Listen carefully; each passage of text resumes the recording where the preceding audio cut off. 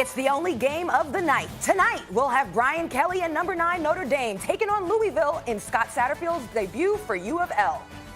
8 Eastern from Cardinal Stadium on the ESPN and the ESPN app. If we go out and we struggle, it has nothing to do with playing meaningless reps in the preseason. I really believe that. It's not, you're not facing a ton of game-like situations in the preseason. If we go out and light it up, it's not because we rested in the preseason. Our performance will be based on our preparation this week, our experience, and the way that we execute on the field. It's about execution in an intense environment, first game of the year, and we'll be ready to play, and we hope we can execute against a really good defense. That is an focused but also unbothered Aaron Rodgers right there. He's not worried about preseason games. He says he gets more out of preseason practice, if anything. The 2010 Super Bowl champ, the Super Bowl MVP, 2-time league MVP, and 7-time Pro Bowler didn't play a single preseason game. And while he has the experience, there is some concern that he may not have the familiarity with new head coach Matt LaFleur's new system. Marcus, was it a mistake for Rodgers not to have played this preseason? Yep.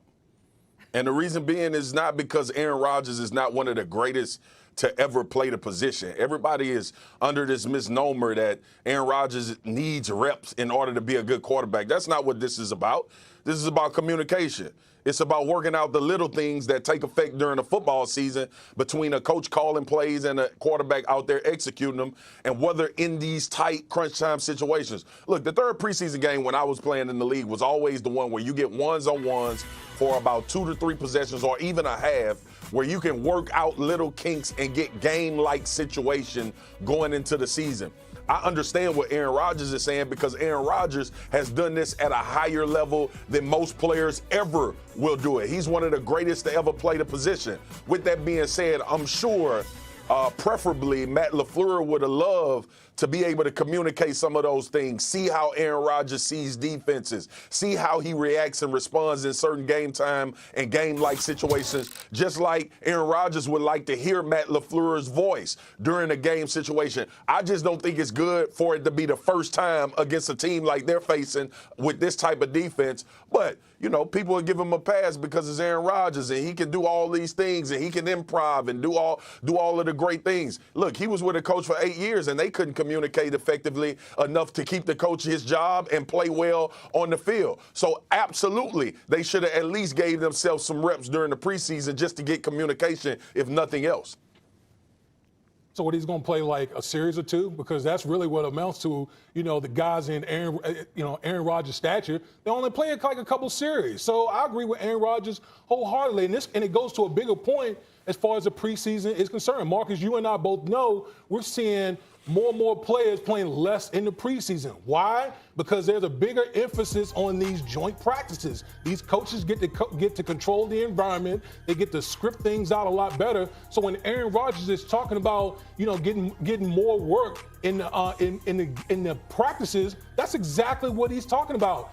Listen, when we get to the regular season, a lot of these teams, that's the extension of the preseason because these guys aren't playing full games. They're still working themselves into shape. So I don't think that playing a series or two, if you're Aaron Rodgers, who's been in almost any type of offense, knows all the different verbiage that comes with playing from that position, a couple series in the preseason is not going to really do Aaron Rodgers any good because he's getting all the work he needs to do, whether it be practice or joint practices against other teams. Maybe not, Wood. Can we agree that it might have did Matt LaFleur some good? Mm-hmm. Matt LaFleur, listen, he's getting – why does he need it with Aaron Rodgers? I think because he is quarterback, Wood. Because he's the starting quarterback, and they're in a new offense. Marcus, what are the specific things a coach and the quarterback need to get on the same page with during the preseason games or practice?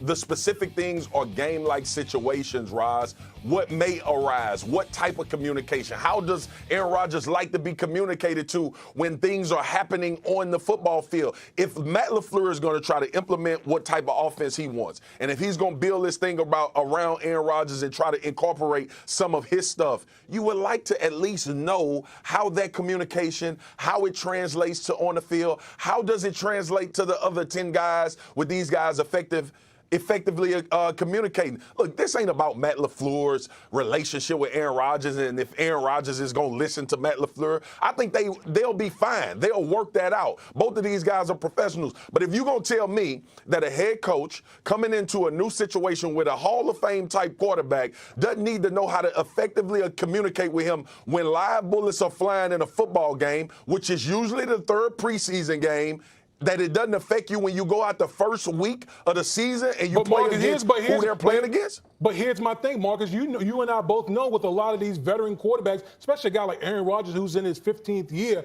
how many reps, how many series are, a guy like Aaron Rodgers or some of these other established veterans are going to play in the preseason? And I go back to like the joint practices. The joint practices are basically overtaking what these preseason games are all about right now because, again, the coaches get to control the environment as far as communication. They can get to certain situations that Aaron Rodgers might not even see in the preseason because he's not even getting enough snaps to get to those certain situations.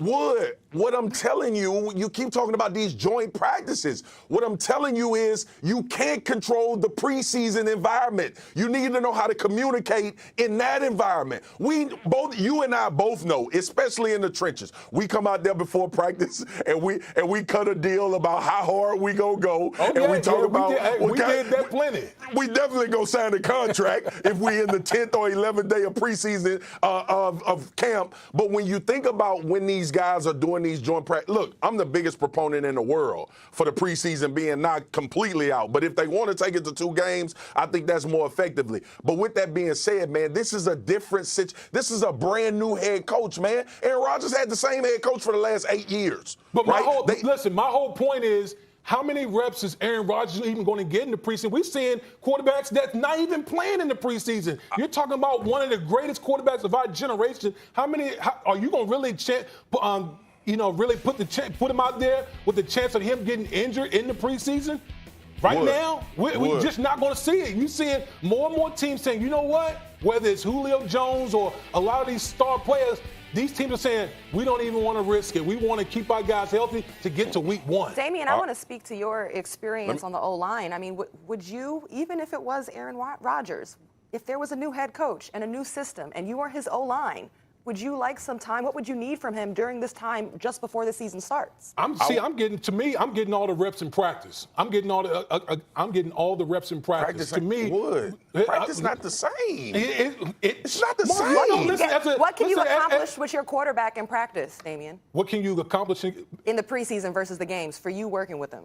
Because we're working all the situations in the practice. Listen, the only thing that happens in the preseason, to be honest with you, is the sideline procedures and all those type of things. To me, that's like the most important thing as far as the preseason is concerned. Everything else I can work. We can work out in practice. You can't control, dude, the variables throughout a game. You can't control them. You need to be in that situation. Listen, did Tom Brady play in the preseason?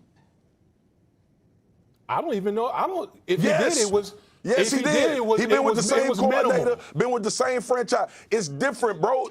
Look, Ryan Clark and I had this knockdown drag out on NFL Live a couple weeks ago. When I said Le'Veon Bell needed reps because he'd been away from the game. Ryan was like, he don't need no reps. He don't fumble the ball. He run the ball. You know what Le'Veon said the next week? Man, I need to go out there and feel like what it feels like to get hit. I need to get some reps with this team. It's the variables that you don't know of why Aaron Rodgers probably should have got a few reps during the preseason between him and Matt LaFleur being a new coach. It's what you don't know. It's not what you know at practice and what's scripted, and we know what defense they going to be in. Ain't nobody dialing up no blitz to knock your quarterback out in practice. They doing it in a preseason game. We need to see if he can adjust in those situations. All right, I'm sorry, Rob.